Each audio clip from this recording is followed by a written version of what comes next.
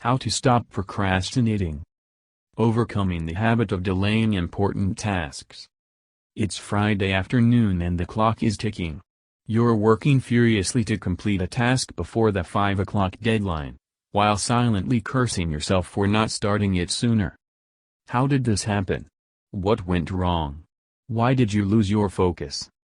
Well, there were the hours that you spent rereading emails and checking social media, the excessive preparation, the coffee breaks, and the time spent on other tasks that you could have safely left for next week. Sound familiar? If so, you're not alone. Procrastination is a trap that many of us fall into.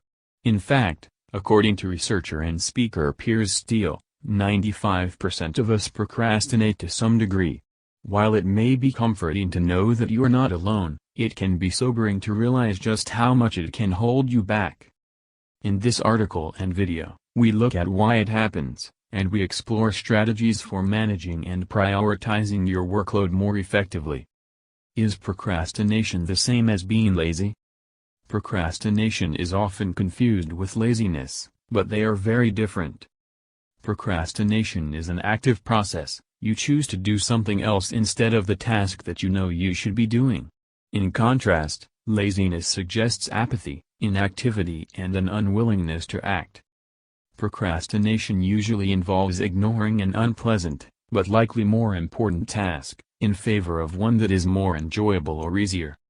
But giving in to this impulse can have serious consequences. For example, even minor episodes of procrastination can make us feel guilty or ashamed. It can lead to reduced productivity and cause us to miss out on achieving our goals. If we procrastinate over a long period of time, we can become demotivated and disillusioned with our work, which can lead to depression and even job loss, in extreme cases. How to overcome procrastination? As with most habits, it is possible to overcome procrastination. Follow the steps below to help you to deal with and prevent procrastination. Step 1. Recognizes that you're procrastinating. You might be putting off a task because you've had to reprioritize your workload. If you're briefly delaying an important task for a genuinely good reason, then you aren't necessarily procrastinating. However, if you start to put things off indefinitely, or switch focus because you want to avoid doing something, then you probably are. You may also be procrastinating if you fill your day with low-priority tasks. Leave an item on your to-do list for a long time, even though it's important. Read emails several times over without making a decision on what to do with them. Start a high-priority task and then go off to make a coffee. Fill your time with unimportant tasks that other people ask you to do, instead of getting on with the important tasks already on your list. Wait to be in right mood, or wait for the right time to tackle a task. Tip. Take our self-test quiz, Are You a Procrastinator? To identify how much you procrastinate. Step 2. Work out why you're procrastinating. You need to understand the reasons why you are procrastinating before you can begin to tackle it. For instance, are you avoiding a particular task because you find it boring or unpleasant? If so, take steps to get it out of the way quickly, so that you can focus on the aspects of your job that you find more enjoyable. Poor organization can lead to procrastination. Organized people successfully overcome it because they use prioritized to-do lists and create effective schedules. These tools help you to organize your tasks by priority and deadline. Even if you're organized, you can still feel overwhelmed by a task. Perhaps you have doubts about your ability and are worried about failing, so you put it off and seek comfort in doing work that you know that you're capable of completing. Some people fear success as much as failure. They think that success will lead to them being swamped with requests to take on more tasks. Surprisingly, perfectionists are often procrastinators. Often, they'd rather avoid doing a task that they don't feel they have the skills to do, than do it imperfectly. Another major cause of procrastination is poor decision-making. If you can't decide what to do, you'll likely put off taking action in case you do the wrong thing. Warning. For some people, procrastination is more than a bad habit, it's a sign of a serious underlying health issue. For example, ADHD, OCD, anxiety, and depression are associated with procrastination. Also, research suggests that procrastination can be a cause of serious stress and illness.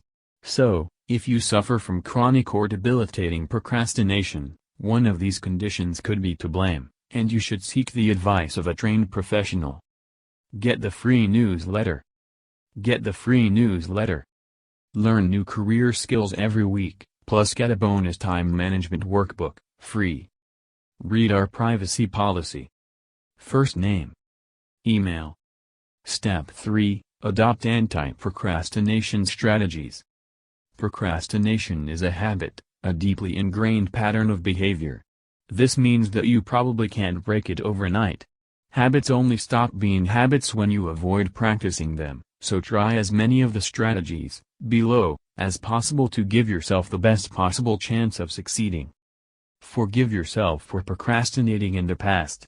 Studies show that self-forgiveness can help you to feel more positive about yourself and reduce the likelihood of procrastination in the future. Commit to the task. Focus on doing, not avoiding. Write down the tasks that you need to complete, and specify a time for doing them. This will help you to proactively tackle your work. Promise yourself a reward. If you complete a difficult task on time, reward yourself with a treat, such as a slice of cake or a coffee from your favorite coffee shop. And make sure you notice how good it feels to finish things. Ask someone to check up on you. Peer pressure works. This is the principle behind self-help groups. If you don't have anyone to ask, an online tool such as Procrastinator can help you to self-monitor. Act as you go. Tackle tasks as soon as they arise, rather than letting them build up over another day. Rephrase your internal dialogue. The phrases need to and have to, for example, imply that you have no choice in what you do. This can make you feel disempowered and might even result in self-sabotage. However, saying, "I choose to," implies that you own a project, and can make you feel more in control of your workload. Minimize distractions. Turn off your email and social media, and avoid sitting anywhere near a television while you work. Aim to eat an elephant beetle first thing, every day. Get those tasks that you find least pleasant out of the way early. This will give you the rest of the day to concentrate on work that you find more enjoyable. Tip. An alternative approach is to embrace the art of delay.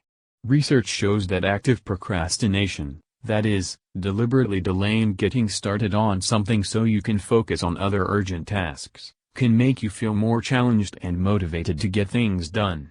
This strategy can work particularly well if you are someone who thrives under pressure. However, if you do decide to actively procrastinate, be sure to avoid putting your coworkers under any unnecessary, unpleasant and unwanted pressure. If you're procrastinating because you find a task unpleasant, try to focus on the long game. Research shows that impulsive people are more likely to procrastinate because they are focused on short-term gain. Combat this by identifying the long-term benefits of completing the task. For instance, could it affect your annual performance review or end-of-year bonus? Another way to make a task more enjoyable is to identify the unpleasant consequences of avoiding it. For instance, what will happen if you don't complete the work? How might it affect your personal, team or organizational goals? At the same time, it can be useful to reframe the task by looking at its meaning and relevance. This will increase its value to you and make your work more worthwhile. It's also important to acknowledge that we can often overestimate the unpleasantness of a task. So give it a try. You may find that it's not as bad as you thought, after all. If you procrastinate because you are disorganized, here are 6 strategies to help you get organized. Keep a to-do list.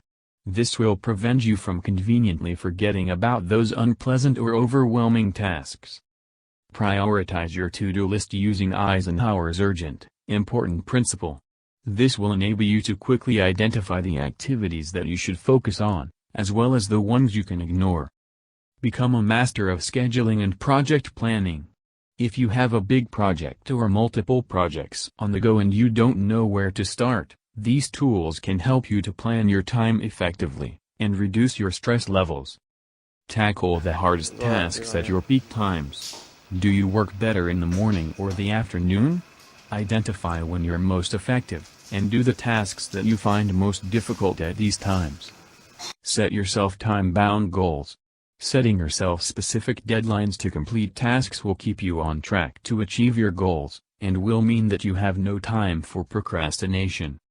Use task and time management apps. There are numerous apps designed to help you to be more organized, such as Trello and Oggle, for example. If you are prone to delaying projects because you find them overwhelming, try breaking them down into more manageable chunks. Organize your projects into smaller tasks and focus on starting them, rather than on finishing them. In his 2011 book, The Procrastination Cure, Jeffrey Combs suggests tackling tasks in 15-minute bursts of activity. Alternatively, you can create an action plan to organize your project. Start with quick and small tasks first. These small wins will give you a sense of achievement, and will make you feel more positive and less overwhelmed by the larger project or goal that you are working towards. Finally, if you think that you are putting something off because you can't decide what action to take or you find it hard to make decisions, take a look at our range of decision-making tools to help you to develop your decision-making skills. Key points. Procrastination is the habit of delaying an important task, usually by focusing on less urgent, more enjoyable, and easier activities instead. It is different from laziness, which is the unwillingness to act. Procrastination can restrict your potential and undermine your career. It can also disrupt teamwork, reduce morale, and even lead to depression and job loss. So, it's crucial to take proactive steps to prevent it. The first step to overcoming procrastination is to recognize that you're doing it. Then, identify the reasons behind your behavior and use appropriate strategies to manage and overcome it. This site teaches you the skills you need for a happy and successful career, and this is just one of many tools and resources that you'll find here at Mind Tools. Subscribe to our free newsletter, or join the Mind Tools Club and really supercharge your career.